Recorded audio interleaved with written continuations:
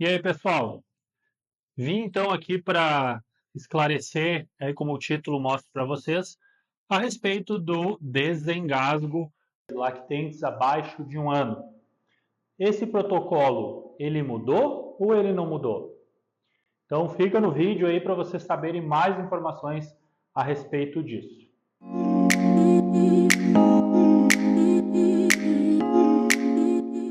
Pessoal, o que tem se falado muito nos últimos dias a respeito do desengasgo para lactentes, para bebês abaixo de 1 ano? Esse protocolo ele mudou? Esse protocolo ele foi atualizado? Como é que ficou essa questão das batidas, dos golpes dorsais? Eu posso? Eu não posso mais? Então hoje a gente vai conversar um pouquinho a respeito dessas questões, tá? O que vem se trazendo, principalmente na mídia, em relação a esse tipo de abordagem no lactente? Surgiu ali, então, uma literatura através da Sociedade de Pediatria de São Paulo, informando sobre o procedimento de desengasgo para lactentes. Então, o que diz esse texto que a Sociedade de Pediatria de São Paulo citou? Eu até trouxe para vocês aqui, tá? A respeito de engasgo com líquidos em bebês menores de 1 ano. Lembrando, essa literatura ela trata para engasgo com líquidos e não engasgo com objetos sólidos, tá ok?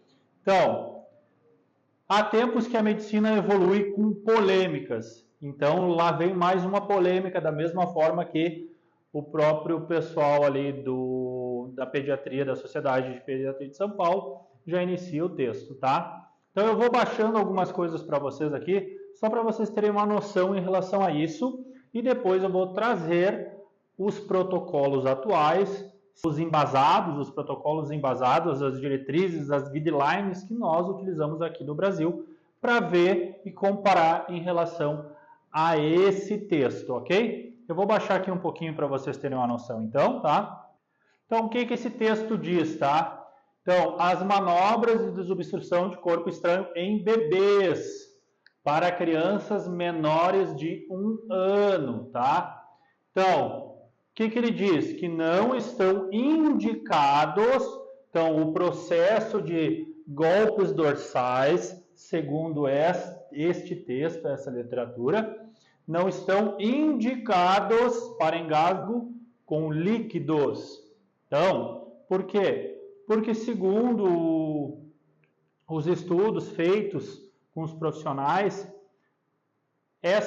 esse golpe dorsal ele pode ser muito mais prejudicial do que salvar vidas. Inclusive, aqui nessa literatura, eles vão trabalhar e vamos trazer dados científicos e números, porcentagens em relação a esse tipo de manobra, ok? Então, o que se diz, tá? Diz nessa literatura que não é mais indicado, eu vou pegar o bebê, não é mais indicado a gente fazer aquele processo de desengasgo segundo os golpes dorsais. Então, o que era o procedimento, né? Nós colocamos o nenê nos nossos braços, hiperestendemos a cabecinha do nenê, fazemos aquela inclinação e com aqueles golpes dorsais no nenê. Então, a gente dava um golpe, visualizava, dava outro golpe, visualizava, dava mais outro golpe. Não respondia a esse tipo de manobra. O que a gente fazia? Inverte o nenê. Por isso que é importante todo o procedimento que nós fazermos próximos do chão, porque tem um grande risco de queda. Então, o indicado, depois que se aqueles golpes dorsais não forem efetivos, a gente vira o bebê e começa as compressões torácicas.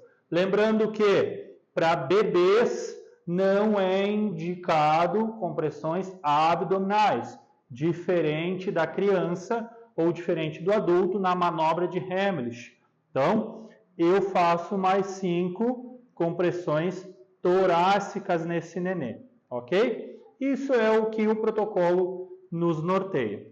Então, segundo a Sociedade de Pediatria de São Paulo, eles informam que isso aí se torna um pouco perigoso e pode causar algum tipo de lesão nesse nenê, tá? Então, o que mais eles falam aqui, tá?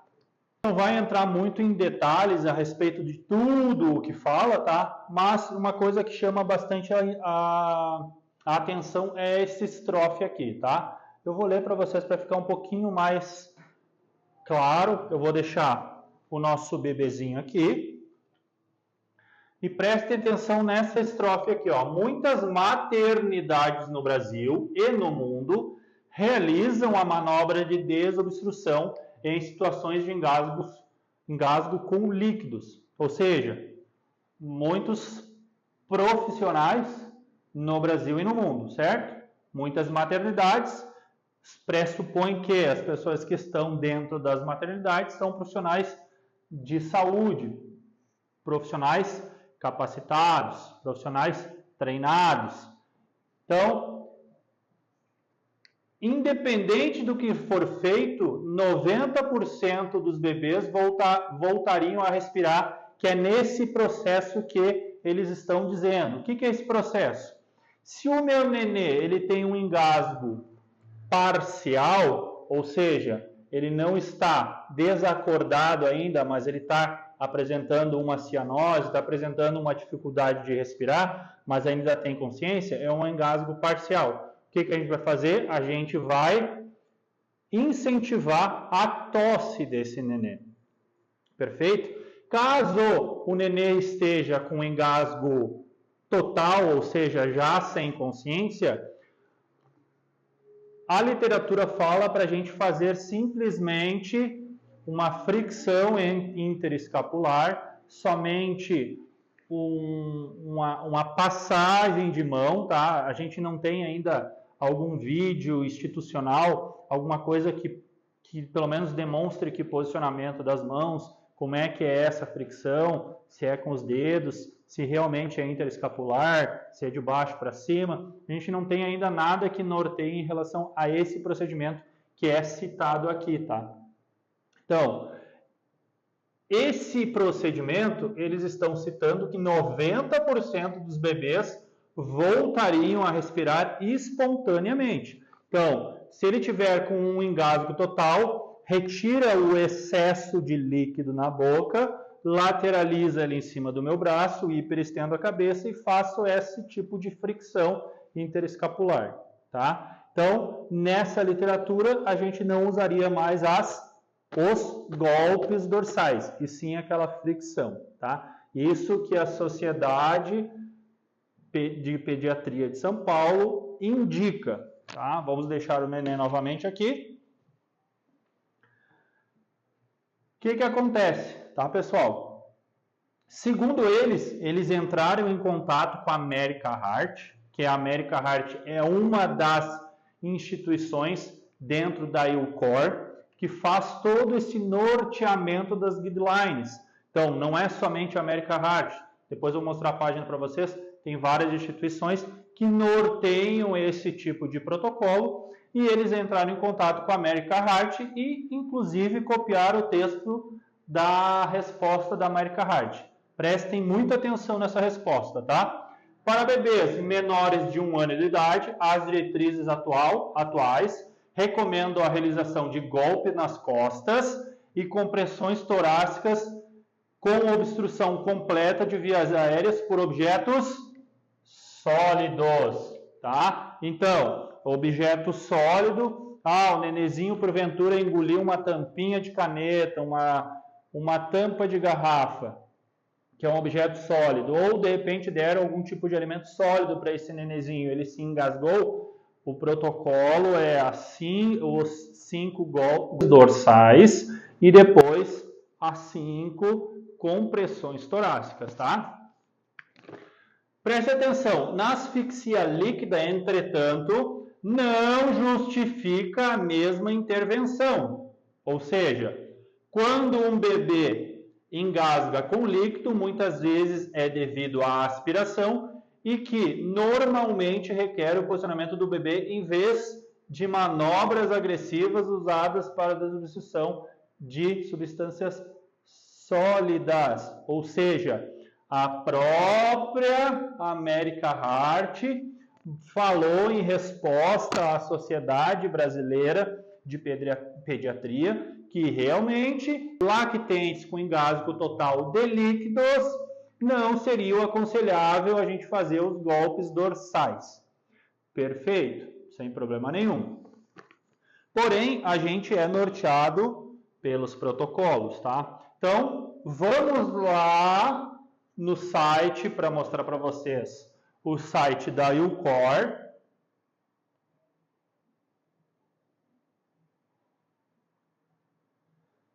Então, pessoal, esse aqui ó, é o site da ILCOR. Se vocês rodarem aqui para baixo, tá? Vocês vão ver as instituições que trabalham embaixo dessa asa, que é a ILCOR, que é o comitê. Cada um trabalha em alguma localização mundial e todos praticamente têm aquela mesma comunicação em relação a protocolos. Todos são norteados com os mesmos protocolos. Logicamente que tem muitas questões aí que entram protocolos regionais, tá? Dependendo da situação. Mas vamos ver então o que fala a America Heart, que foi citada ali naquela literatura da Sociedade de Pediatria de São Paulo. Todos esses ícones, pessoal, de cada associação, eles são clicáveis. Vocês podem clicar e ele direciona diretamente para vocês, tá? Mas eu já cliquei aqui para trazer para vocês em relação a isso, tá? Então, para vocês terem uma noção, ó, site da America Heart, tá? E a gente vai ver sobre os protocolos que estão citados ali. Então, protocolo para desengasgo da criança, tá? Então, nesse protocolo, inclusive eu trouxe a tradução para vocês verem, tá? Porque todos os nossos protocolos, como nós no Brasil somos consignatários dos Estados Unidos, nossos protocolos vêm da língua inglesa, né? Então, mas eu traduzi para vocês terem uma noção do que fala esse primeiro protocolo aqui, tá? Então, preste atenção nessa tradução aqui, ó, que é aquele primeiro protocolo que eu mostrei para vocês. Se a criança tiver com engasgo, tá? Leve, ou seja, ela ainda está acordada, como eu mostrei para vocês, permita que a vítima limpe as vias aéreas tossindo, ou seja, eu vou incentivar a tosse naquele nenê. Perfeito? Engasgo leve, tá? Ou seja, engasgo não total. Então, o que o outro protocolo, a continuação do protocolo diz, tá? Ó, para infantes aqui, tá? Vamos lá para a tradução para mostrar para vocês. Para crianças com engasgo grave, total, quando o meu lactente já não tem mais respiração, ele já se encontra cianótico e ele está inconsciente. É um paciente grave, tá? Então, o que o protocolo diz? Aplique 5 tapas repetidas nas costas, seguido de 5 compressões torácicas. Então, não diz nada a respeito do que a Sociedade de Pediatria de São Paulo informa. Eles estão certos? Eles estão errados? Eu acredito que sim, eles estejam certos em relação ao procedimento. Eu, inclusive, acho que foram feitos muitos estudos e muitos estudos comprovam que realmente esse procedimento é eficaz.